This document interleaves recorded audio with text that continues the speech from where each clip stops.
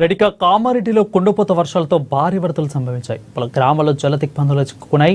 రోడ్లు ధ్వంసమయ్యాయి. రైల్వే ట్రాక్లు కూడా కొట్టుకుపోయాయి. దీంతో 3 రోజులుగా రైళ్ల రాకపోకలు నిలిచిపోయాయి. రైల్వే అధికారులు ట్రాక్ పునరుద్ధరణ పనుల్లో యుద్ధ ప్రాతిపదికన చేపట్టి సికింద్రాబాద్ టు నిజామాబాద్ మధ్య రైల్వేలను పునరుద్ధరించారు. తలమాడ్ల వద్ద ట్రాక్ మరమ్మతులు పూర్తయ్యాయి.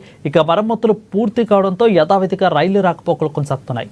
రాయలసీమ ఎక్స్ప్రెస్ తలమాడ్ల స్టేషన్ మీదుగా నిజామాబాద్ వెళ్లింది.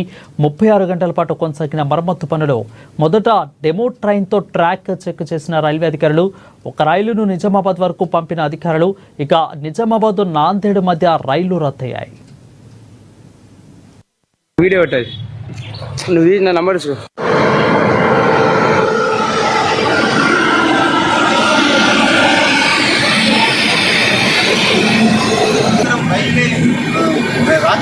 రైలు రాకపోకలు యథావిధిగా కొనసాగుతున్నాయి. ప్రస్తుతం